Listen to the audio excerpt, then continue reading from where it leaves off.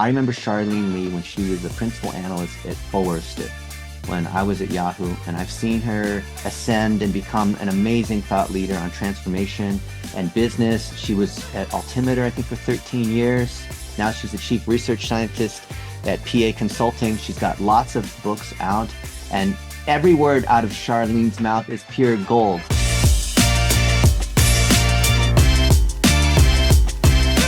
Welcome, ladies and gentlemen, to another edition of the Coach U Show, where we interview experts who share their expertise on how they achieved it step by step. Today, we're meeting someone who's been a childhood, technically I was a child, dream of mine 20 years ago. I remember Charlene Li when she was a principal analyst at Forrester when I was at Yahoo, and I've seen her ascend and become an amazing thought leader on transformation and business. She was at Altimeter, I think, for 13 years. Now she's the chief research scientist at PA Consulting. She's got lots of books out, and every word out of Charlene's mouth is pure gold. So Charlene, thank you so much for spending time with us. You're so welcome. Good to be here. I have a keynote coming up at the National Funeral Directors Association, and funeral directors don't know what to think about AI. It's confusing. They don't know what are the practical things that they need to prepare for. There's a lot of myths, and I thought no better person than you to share some thoughts. So is it okay with you to ask you a few questions about AI Sure. for funeral directors? We'll do our best. Okay. To get So some Charlene, answers. for many, AI is an abstract concept. So how would you break that down for funeral directors, and why is it relevant to them? Well, I think of it, if you had a really, really good, smart college graduate working for you, and you could have them do anything. Think of it as a gopher person. They know how to write, they can do analysis, they can do a lot of things for you in the digital virtual world. What would you have them do? If you could have somebody who could do the heavy lifting of all the administrative, clerical things you just don't want to do anymore, because you probably didn't become a funeral director to fill out forms, right? You didn't do this work to do administrative work. You did it because you cared about the people coming in and providing them the solace. You cared about the work that you wanted to do. So all those things you don't want to do, if you could offload it and delegate it to somebody, why wouldn't you? I'd So love to think do about that. those tasks. Yeah. Given that we can offload the administrative work and those sorts of tasks, is that an imminent threat to people who have those kinds of jobs? I don't know if it's so much a threat as it is an augmentation. They can do more. If you think about it, you probably don't have enough people on your team to get everything you would like to get done. We've always been constrained by time, money, and people from being able to do all the things we could ever do on behalf of our customers and our clients. Now, a lot of that constraint is gone. So this is less about reducing the number of people that you have in your organization as augmenting them, allowing them to do higher order things, because you could still have a clerical admin person doing that, but now they can do more. They can do things better, do it faster. They can do other activities too as well. But there may be some activities like, I don't need 3 people doing this. I probably just need 1.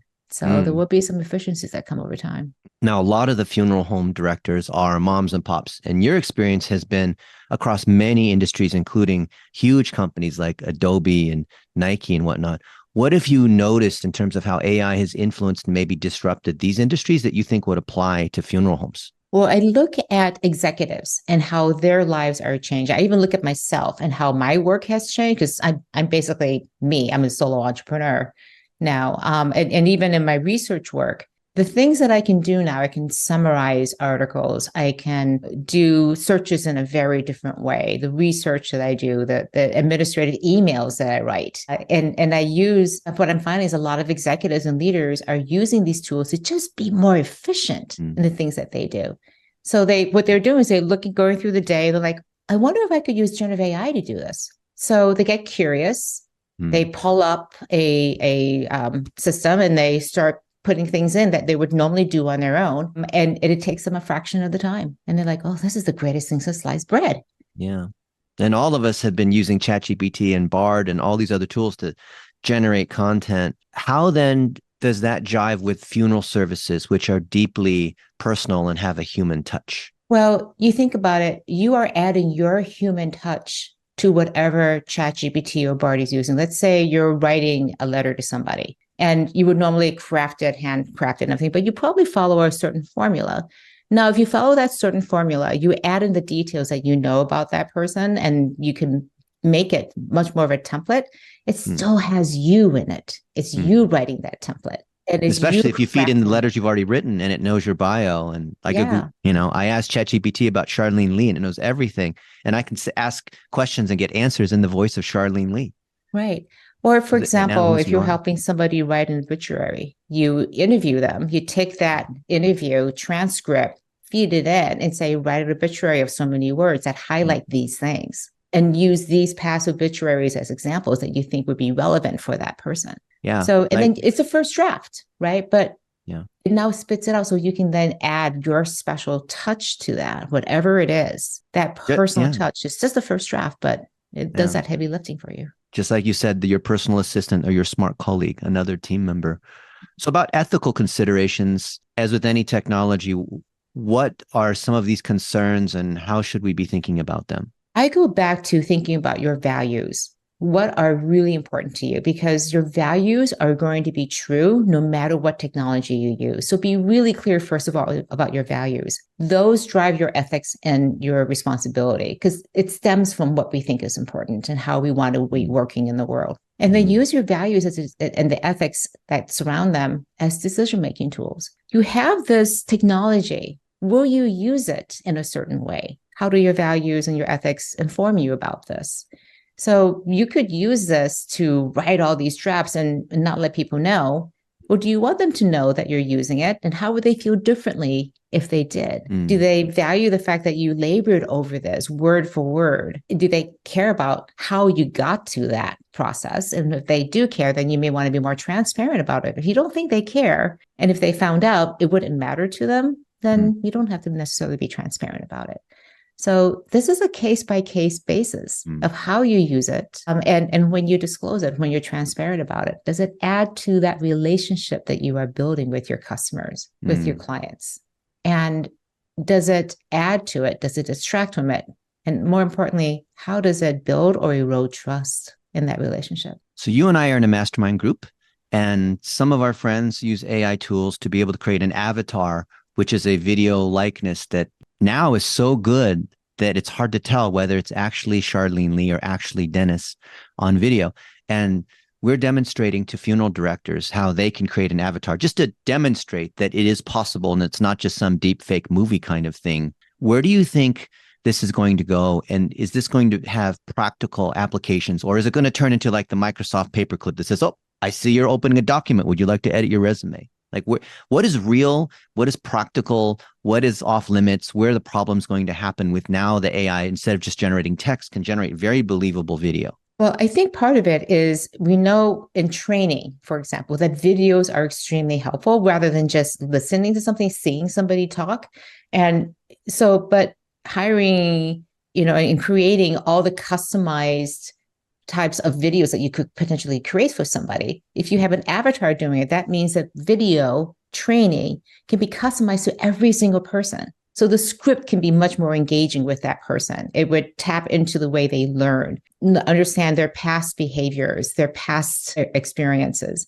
And so if you think about the kind of experiences you can create on behalf of your clients, if you have a video and it's completely customized to that, the things that they need to hear and see. So it could be you, but you understand, given this relationship, what is it that your employee needs? Could be your client, and what do they need to hear from you? But you don't have to necessarily always be there. And it's very important for them to realize this is an avatar, that So you're where not do you trying to disclose pass it off that? as yourself. That's a Right at the tricky very thing. beginning.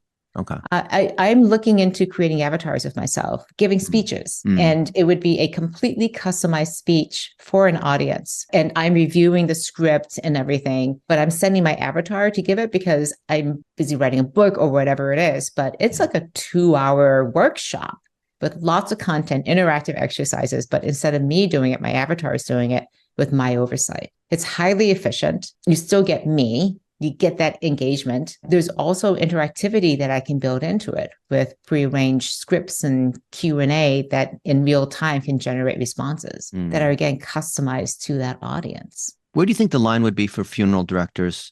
Certainly training, that makes a lot of sense to send people through that, where you have the script and then the avatar, which looks perfect and whatnot, perfect hair, can do all of that. But like in one-on-one conversations, maybe it's part of onboarding, or maybe people reach out through a widget on the website. At what point do you see it being practical or okay to do, or having to disclose at every point versus like meeting a person, for real, Well, like in a I Zoom think we call? understand when it gets to talking. I mean, this is a really sensitive time in people's lives. Yeah. And so an avatar may not be the right thing to do, especially for a first conversation, because you want to establish that trust. Mm, And you're just like, I don't know where to go. I don't know what to do. And you just want to hear a calm voice on the other side is, mm, this is our first step, second step. And I'm so sorry for your loss. And let me just empathize yeah. with that, give you time and space to do that. Mm, But for you to hold space for somebody and they to feel like you're holding space for them in this really important time in their lives, I can't see that being substituted right now. If you're researching, you're on the website, you're going through and you want to get some questions and everything, that's very different. That would be a great place for an avatar to show up. mm, And you say, like, here are my specific issues. What do I do? And then an avatar could come up and the script is personalized to them. It's not a generic mm, message anymore that is mm, one size fits all. It's mm, like, here are the situations that you have because this person is dying in midlife, or it's a child, or it's a age, an elderly parent. yeah. Very different situations that you can have very different messages to somebody. Yeah. And True.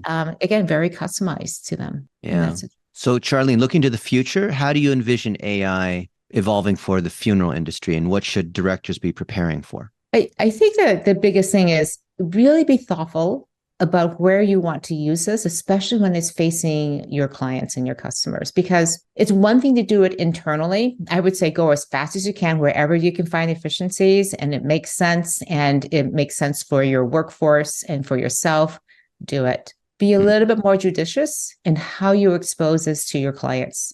That mm, can come later. Again, you never want to have the people you work with feel like you're shortchanging them. mm. It needs to be additive, Yeah. always additive, either to your employees, to yourself, to your clients. It's really thinking through in a thoughtful way.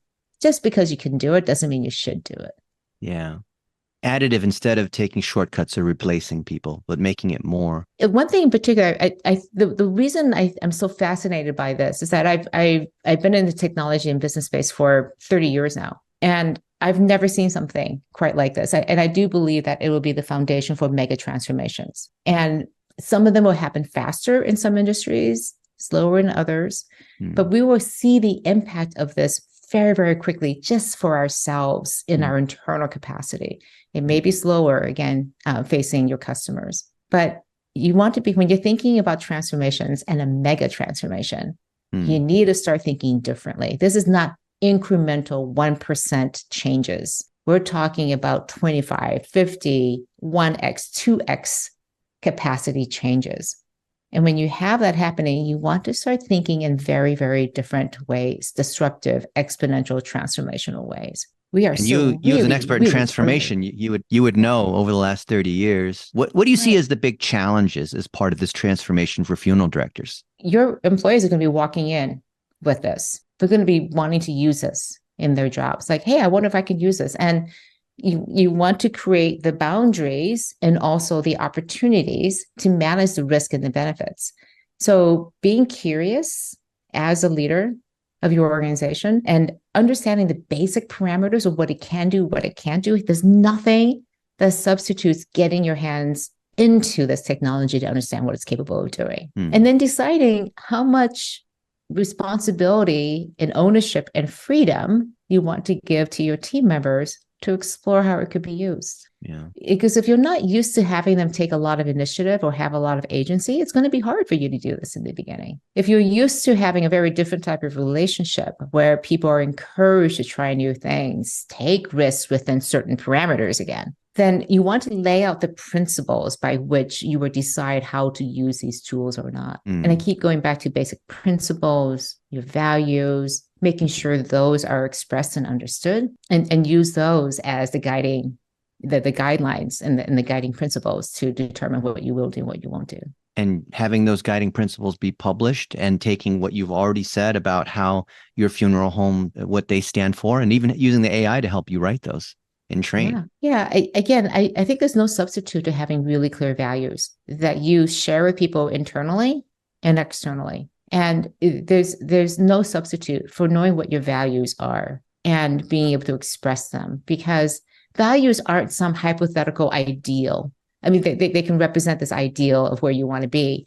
But more importantly, when you have values that are used on a daily basis to help you make decisions, to resolve conflicts, to give people some guideposts about what to expect when they come to work for you or if they work with you, to manage, again, a really important part of their lives. They know what you stand for and how you're going to work with them. So values are really important, foundational to every business. The irony, I've been to 3 AI conferences with the top people in AI, these technologists, and they say the people who are winning in AI are actually the most human because they start from their values. And the AI is there just to augment and assist and advise, kind of like what you're saying.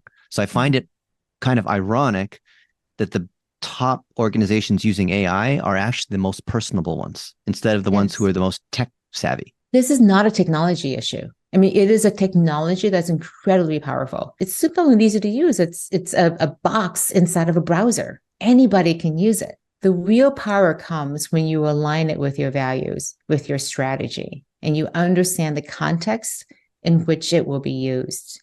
The organizations that are really good at doing this have gone through a digital transformation in the past.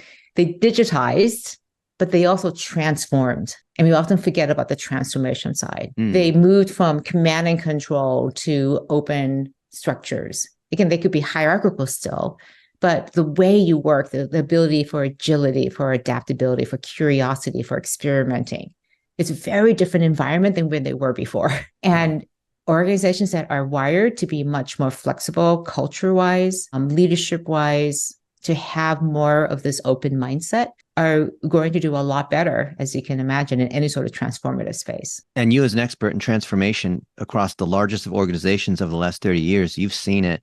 Have you seen some early success stories that maybe can be a guidepost into what funeral home directors could see coming? Yes, I think that the biggest ones that I'm seeing are they're encouraging people from the front lines, from all across the organization, to contribute their ideas. Like, how would you make this work? So they're decentralizing this. And at the same time, they put enough structure on there that they have these principles, they have these guidelines. They make it really clear that you have these ideas, but we're not going to do all of them. Here are the parameters we're going to use to decide what we're going to do. And they're driven by our values. They're driven by our strategy. We have a thesis and idea of where we think the top value is going to come from, but we're open to other ideas.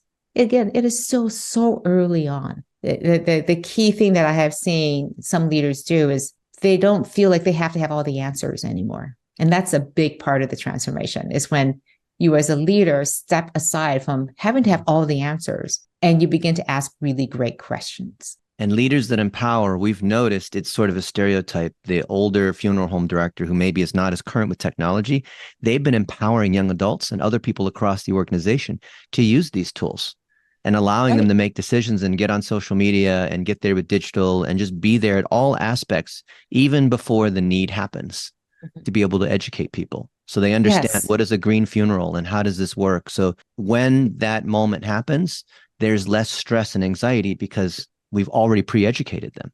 Right. But the one thing that you have to understand is younger people may be really good at using these technologies. It's sort of like the internet. When it first came along, you were asking all these young people, like, reverse mentor me, please. But you can never delegate to them the strategic values, the strategic vision of where you want to take your organization, because you cannot outsource that. You cannot delegate that. That has to come from you. Because that's not a technology component. It's not a technology component, right? And the people who are more junior organization may not have that understanding. So this has to be a collaboration, has to be a partnership. You're raising their business and strategy IQ, and they're raising your technology IQ, and together you meet at a new place. But it's an understanding that you're both on this learning curve together. Take what you just said and put it in yellow highlighter. Yeah, and exactly. And the organizations that do not do well are when the leaders think they know everything already. And they begrudgingly say, okay, yeah, there's a technology side. I don't want to deal with it. You go deal with it. That's not going to work. Because unless you completely, could you imagine today somebody who just says, I'm not going to deal with this internet thing? Yeah. Of course not. We all Yeah. have to learn to pick it up.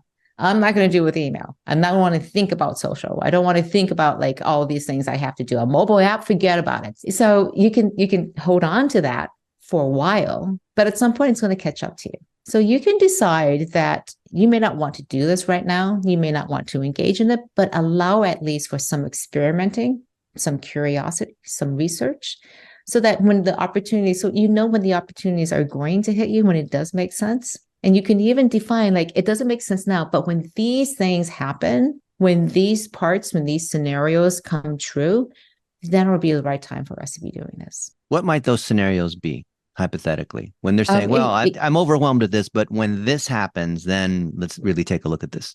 could be as simple as I see my competitors doing something that looks interesting and it seems like their customers are really enjoying it. My employees are walking in and saying, I did this in my previous job. Can I do this here? It could be as simple as that. It could be very reactive in that way, but it could also be much more proactive where you're seeing that the technology has gotten to the place where it is actually a lot more capable than a recent college graduate. So it can take on some more autonomy. It can take care of tasks. I think about the multiple checklists that you have of all the things you have to do to get a funeral service in place. And if it could take on some of those tasks and do them automatically for you, would you want to have that? And the answer would be like, sure, I would love to have that, but it's not there today. But I can see at some point that there'll be somebody who comes and verticalizes these tools, these autonomous agents, that somebody's going to verticalize that for the funeral director industry. In fact, there's probably somebody there who's enterprise and thinking, hey, I could turn this into a business for my fellow colleagues because I'm using it. Other people would benefit from it. And instead of having to develop it from scratch, you can just get it from me. We do know that the people who create the technology are a certain small number of people. The people who take that technology and apply it to a business situation are a much larger group of people. And eventually the users who use that application, that specific case that's geared for them is multiples more people. So you can decide where you want to be in that. And you could wait until the solutions become much more specific, and customized to what your needs are. Or you can say, hey, I want to take advantage of these now. I want to be one of those early adopters. I have the capacity, I have the interest, the curiosity, and my team is ready for this. So it's a combination of all these things coming together that will determine how quickly or how slowly you're going to adopt these technologies. Charlene, there are a lot of young adults that are coming through this training, learning how to use these AI tools, being equipped with the values and strategy of the business owner in this partnership you talked about. What advice do you have for these young adults that they already know something about social media? They're getting into these AI tools. They're working with the owner of the firm or the leadership. What do they need to know to be successful? Yeah, it's I have seen this play out over and over again. And the number one thing is to put yourself in the shoes of the funeral director and say, what are the top 3 things that are important to them? What are the things that they are focused on? Because if it's not one of the top 3 things they care about, you won't get their attention. You won't get their support. So be strategic in the way you're looking at these technologies. Think as if you are the owner of the business. And the last thing you want to be doing is say, hey, there's this new technology. It's really cool. Let me tell you what it does.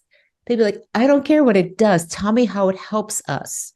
How does it help us deliver on our mission and our vision? How does it help us provide a greater experience for the people we work with? Tell me the value it creates, not what it does. I would put that in gold, what you just said. Amazing. Charlene, thank you so much for your time. Any final thoughts for funeral directors? My final thought is just be curious. It can be really anxiety provoking. There might be a lot of fear. And you want to balance that with curiosity. And it can be really hard because your instinct is going to be, I just don't want anything to do with this. This is taking away our humanity. It's just going to be really bad for us. It could be, but you won't know until you get curious and start asking about it. It's not a Hollywood movie. It's much more practical. Yeah. So we're going to chop this up, obviously use the AI tools. And I think I told you, or I didn't show you, but would you believe that almost every question I asked you was already pre-asked by the AI to be able to frame our interview. I only I'm not ad-libbed it a little surprised. bit, but I used almost exactly what they said, but I changed it a little bit. Yeah, it makes it so much easier, right? It does a better job than me sitting here like looking at the blank page saying, what am I going to ask? And I've gotten very, very good at prompts.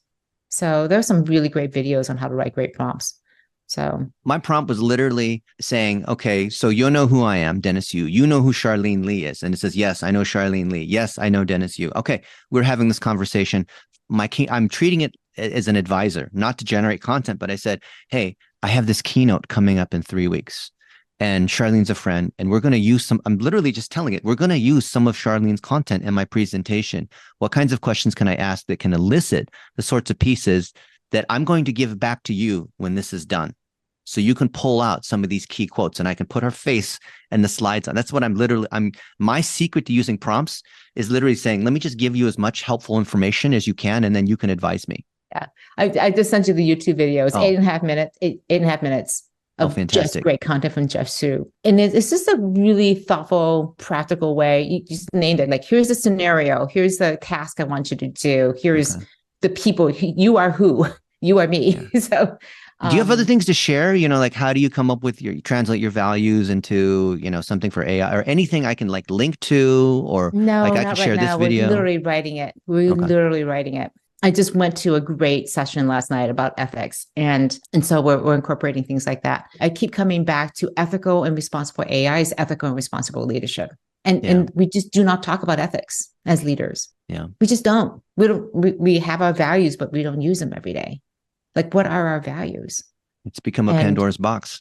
yeah. And so I refuse to do values work with people. I'm like, there are some people who do really good work on that. So Mm. I'm assuming you have your values already. You may not be living them, and we can talk about how to fix that. And people are like, oh, our culture is wrong. We need to redo our values. I'm like, no, you have probably pretty good values. You're just not using them. Amen. So before you go and redo your values, think about how even to use the ones that you have already. So they're probably fine. But if you want to go redo them or whatever, or just like really double down on them. I used to start my team meetings when I had a team every week with people coming up and like to share just openly.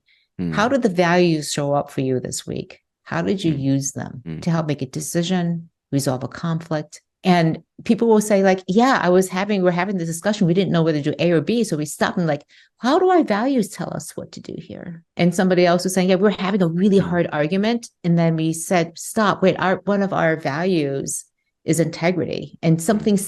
something's getting in the way of us having a really clear decision here. We need to clear, first of all, what's going Yeah. on here. Yeah. I love how you take the complex technology, scary, bits and bytes programming things, and you translate it back to strategy and values and transformation and leadership accountability. Mm-hmm. Like you've done this for 30, you're still like what you said today will still be relevant in 30 years. Yeah. Whatever the latest thing is, people are going to freak out about. Yeah. And then we'll go And back to that's what why I'm like, Charlene Li said.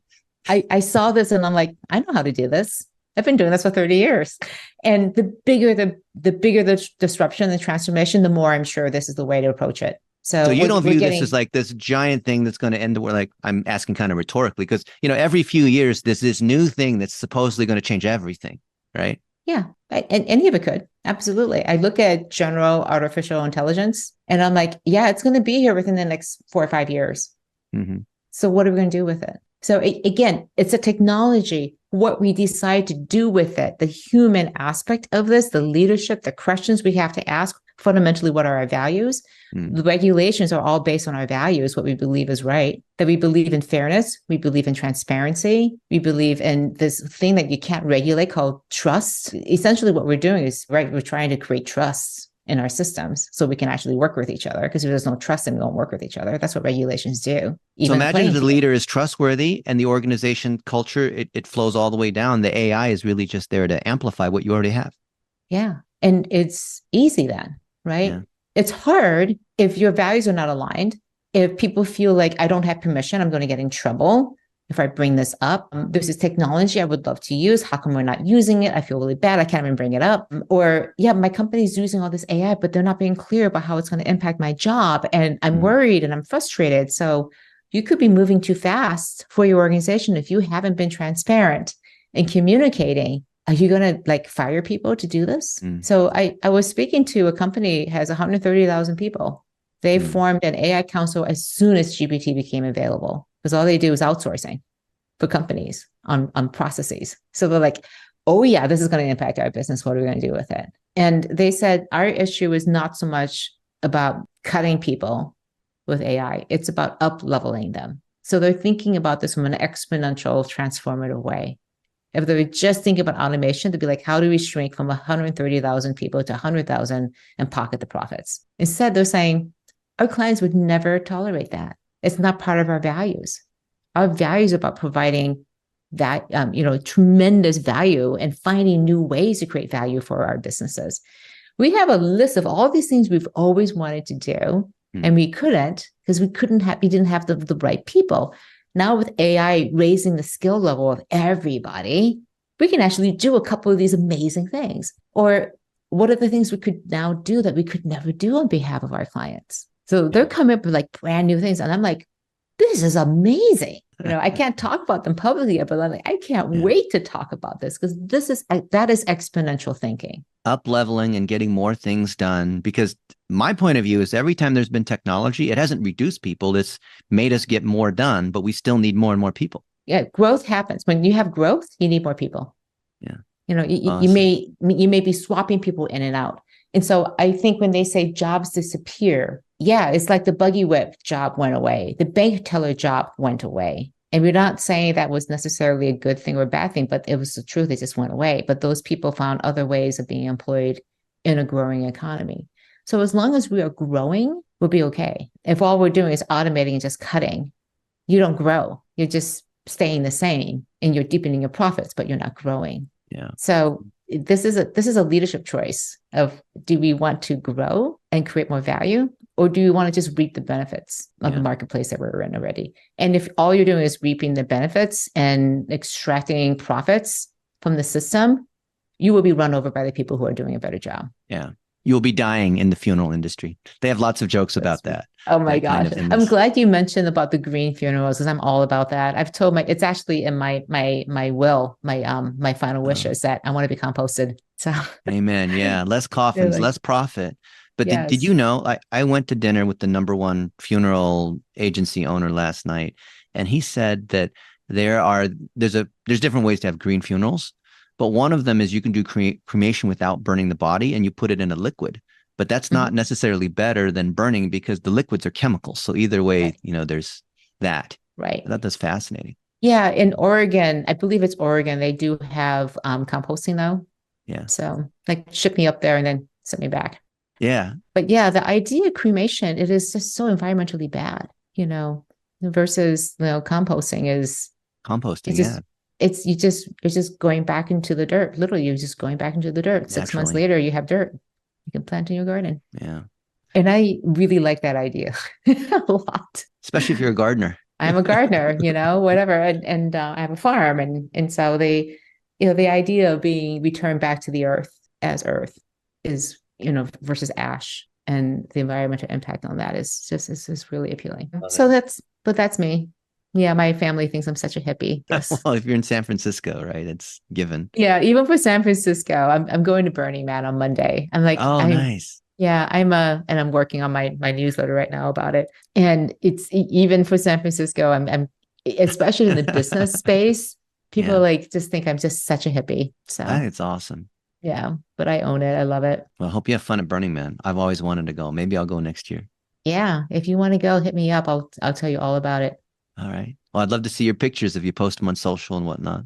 Yeah, I don't post many, but I will this year because I actually am talking about it. So I haven't in the past, but this year we'll talk about it. Yeah. And then let me know what I can do for you, your book or other things that you have coming up. Happy to share, happy to link to you. Great. Thank you. Socially promote this. Charlene, thank you so much. Such an honor to be able to spend time with you. I've watched your ascension over the last 20 years, helping businesses be able to make transformation. Such an amazing pleasure. Thank you for being on the Coach U Show. How can people find you? You can find me on LinkedIn.